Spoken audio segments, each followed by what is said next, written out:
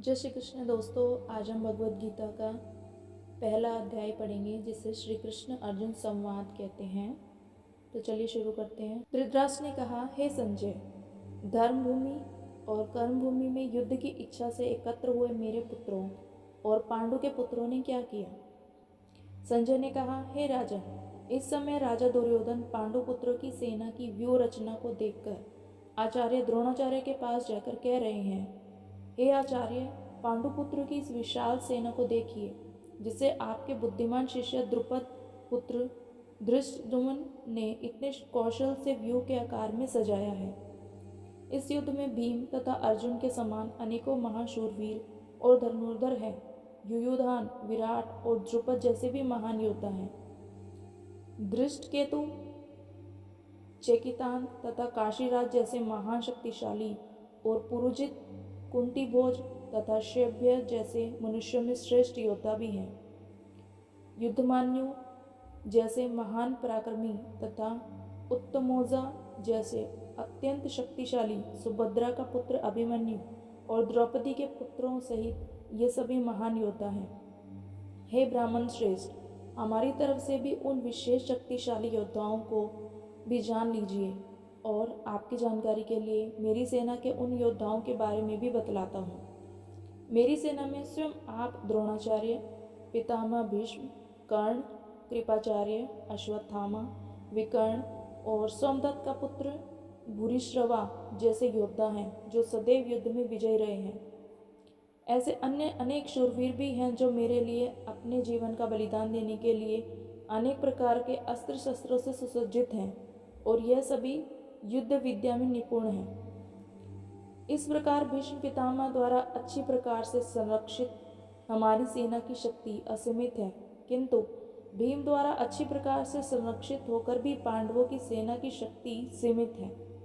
अतः सभी मोर्चों पर अपनी अपनी जगह स्थित रहकर आप सभी निश्चित रूप से भीष्म पितामह की सभी ओर से सहायता करें।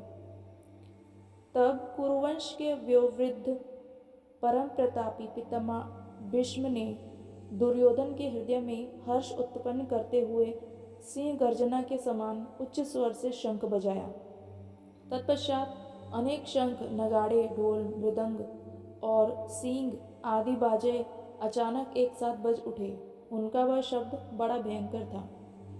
तत्पश्चात दूसरी ओर से सफेद घोड़ों से युक्त उत्तम रथ पर आसीन योगेश्वर श्री कृष्ण और अर्जुन ने भी अलौकिक शंख बजाए। हृदय के सर्वस्व ज्ञाता श्री कृष्ण ने, पांचजन्य नामक अर्जुन ने, देवदत्त नामक और भयानक कर्म वाले भीमसेन ने पौंड्र नामक महाशंख बजाया। हे राजन, कुंती पुत्र राजा युधिष्ठिर ने अनंत विजय नामक और नकुल तथा सहदेव ने सुशोध और मणिपुष्पक नामक शंख बजाए। श्रेष्ठ धनुष वाले काशीराज और महारथी शिखंडी एवं धृष्टद्युम्न ने तथा राजा विराट और कभी न हारने वाले सात्यकी, राजा द्रुपद एवं द्रौपदी के पांचों पुत्र और बड़ी भुजा वाले सुभद्रा पुत्र अभिमन्यु आदि सभी ने अलग अलग शंख बजाए। उस भयंकर ध्वनि ने आकाश और पृथ्वी को गुंजायमान करते हुए धृतराष्ट्र के पुत्रों के हृदय में शोक उत्पन्न कर दिया। हे राजन, इसके बाद हनुमान से अंकित पताका लगे रथ पर आसीन पांडु पुत्र अर्जुन ने धनुष उठाकर तीर चलाने की तैयारी के समय धृतराष्ट्र के पुत्रों को देखकर हृदय के सर्वस्व ज्ञाता श्री कृष्ण ने प्रार्थना करते हुए कहा कि हे अच्युत, कृपा करके मेरे रथ को दोनों सेनाओं के बीच में खड़ा करें, जिससे मैं युद्ध भूमि में उपस्थित युद्ध की इच्छा रखने वालों को देख सकूं कि इस युद्ध में मुझे किन किन के साथ एक साथ युद्ध लड़ना है। मैं उनको भी देख सकूं जो यह राजा लोग यहाँ पर धृतराष्ट्र के दुर्बुद्धि पुत्र दुर्योधन के हित की इच्छा से युद्ध करने के लिए एकत्रित हुए हैं। संजय ने कहा, हे भरतवंशी, अर्जुन द्वारा इस प्रकार कहे जाने पर हृदय के पूर्ण ज्ञाता श्री कृष्ण ने दोनों सेनाओं के बीच में उस उत्तम रथ को खड़ा कर दिया। इस प्रकार भीष्म पितामह, आचार्य द्रोण तथा संसार के सभी राजाओं ने के सामने कहा कि हे पार्थ, युद्ध के लिए एकत्रित हुए इन सभी कुरुवंश के सदस्यों को देखा। वहाँ प्रथापुत्र अर्जुन ने अपने ताऊओं, चाचाओं और दादा परदादा को, गुरुओं को, मामा भाइयों को, पुत्रों को, पौत्रों को और मित्रों को देखा। कुंती पुत्र अर्जुन ने ससुरों को और शुभ चिंतकों सहित दोनों तरफ की सेनाओं में अपने ही सभी संबंधियों को देखा। तब तक करुणा के से अभिभूत होकर शोक करते हुए अर्जुन ने कहा, हे कृष्ण, युद्ध की इच्छा वाले इन सभी मित्रों तथा संबंधियों को उपस्थित देखकर मेरे शरीर के सभी अंग कांप रहे हैं और मुख सूखा जा रहा है और मेरे शरीर के कंपन से रोमांच उत्पन्न हो रहा है। मेरे हाथ से गांडीव धनुष छूट रहा है और त्वचा भी जल रही है। मेरा मन भ्रमित सा हो रहा है, इसलिए मैं खड़ा भी नहीं हो पा रहा हूँ। हे केशव, मुझे तो केवल अशुभ लक्षण ही दिखाई दे रहे हैं। युद्ध में स्वजनों को मारने में मुझे कोई कल्याण नहीं दिखाई देता है।